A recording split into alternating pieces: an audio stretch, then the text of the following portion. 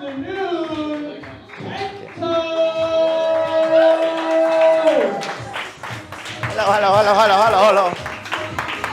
Give it up for all of you coming in at 4 p.m. Oh my goodness. Talk about supporting the arts. My goodness, thank you so much for coming. I am Kento. Thank you so much for coming. I am a Japanese comedian, which means you probably saw me on TV playing Chinese characters. With, yeah, that's my name. With all those Mickey Rooneys and Scarlett Johanssons of the world. Yeah, playing some Japanese roles. It's not easy for us. Granted, things are getting better. You know, Asian representation is on the rise, but still I play Chinese characters all the time. Let me tell you about this one time. Okay, so I'm on this group on Facebook called Asian Actors. And one day I see this guy, he posts saying, I need an Asian. So I'm like, I'm one of those.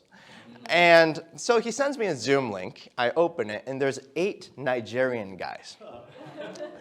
These guys ask me, do you speak Chinese? And I'm like, no, I'm Japanese. And they're like, I like your energy. You are hired. So they send me a link to the airplane ticket, and I scan it at JFK. And by the way, this is a completely true story. You go to Amazon Prime right now, type in Christmas in Miami, you can find this movie. Anyway, it took place in Miami. I scanned the ticket at JFK, and that's the first time I figure out, oh, this might be a legit gig. So I call up my boss, and my boss, I ask her, hey, I need 2 weeks off. I'm going to be in a Nigerian movie. And she tells me, are you sure that's not a scam? And I'm like, you're being racist. Okay, so I get on the plane, I get to set, and this guy comes out, and he says, where is the China boy? I'm like, I think that's me. There's in the 50-mile radius, I'm the only East Asian guy. So I'm like, I think that's me. And he's like, remind me, do you speak Chinese? No, I don't speak Chinese. We covered this during the audition. Hey, how's it going? And he says, do you have a phone? I'm like, yeah, I do. Do you know Google Translate? I'm like, yeah, you can speak Chinese. Action! I'm like, whoa, no, that's not how this works. And then one thing leads to another. I negotiated down to a Chinese accent. I won't do it now. My Nigerian is better, okay? So, and then the next thing comes on, and he's like, China boy, Japan boy, come over here. Do you do Kung Fu? I'm like, I do karate, okay? So I'm like, I do karate. I've been doing it for 10 years. And he's like, excellent. Action! So I do karate, but it's all in Japanese. You know, I'm like, tensho kata, yoi, ich, ni, san, cut! You know, he runs cut, and I guess he saw my expression. I'm like, he's like, don't worry, we'll fix it in post. I kid you not, a few months later, I go to the premiere, and I see the movie, my scene comes on, ich, ni, all in Japanese, underneath it just says Mandarin. So, what I'm trying to get at is things are getting better with Asian representation, but I still play Chinese characters. But let me tell you about this particular thing that I really want to do, which is, you know, I've been looking at those late night show host gigs, SNL, you know, Weekend Update. I want that job. So I am, you know, tired of complaining. Complaining's not going to help. So starting this January, I've been writing more than 100 jokes every day. Not 100 jokes every day. Over time, I wrote 100 jokes writing every day.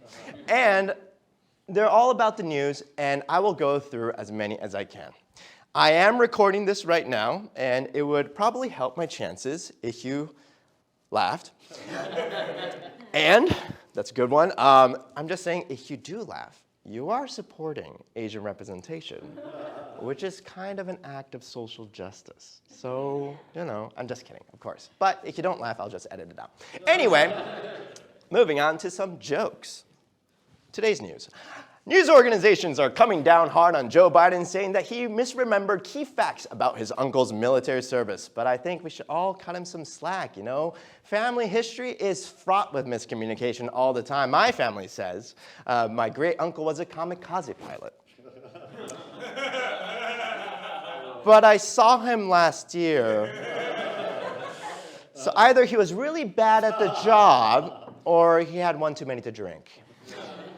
A man from Idaho has broken the world record for fastest time to put on 10 t-shirts. As a bonus, his wife is currently breaking the record for longest time keeping her shirt on. There you go. A Texas man has broken the world record for the half marathon while dribbling a basketball. Running 13 miles without scoring a basket sounds like he plays for the Pistons. Okay, so if you notice, my heart isn't in that joke. While writing that joke, I had to look up. I Googled NBA worst team. I don't know anything about sports. Wait, the 49ers beat the Chiefs. Yeah? No? No. I mean 150 years ago using disease and violence. All right. Speaking of football. Ooh. Remember, laughing at this is an act of social justice.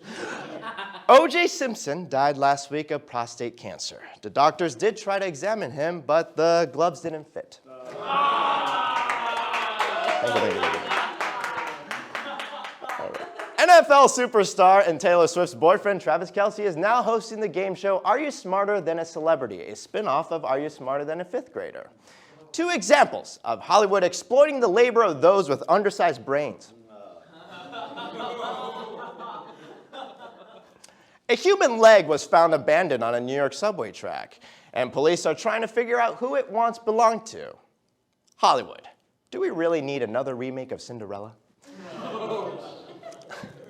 Two Japanese movies, Godzilla -1 and The Boy and the Heron, won the Oscar this year, making up for Oppenheimer destroying 2 cities last century. UPS has announced 12,000 job cuts, citing lower than expected package volumes. In response, UPS workers are making the packages more loud.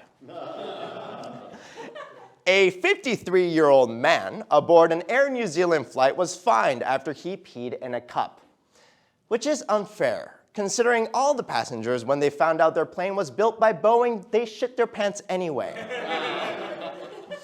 A raccoon from Florida was named Cadbury Bunny, which is Florida at its most progressive. President Joe Biden has joined TikTok. And I think all of these politicians, either side of the aisle, especially the old ones, should. I mean, TikToks can be as short as 3 seconds, and that might be all the time they have left. The U.S. military airdropped thousands of meals into Gaza. Too bad nobody got them because they were all running Android. It's an airdrop, joke. Anyway.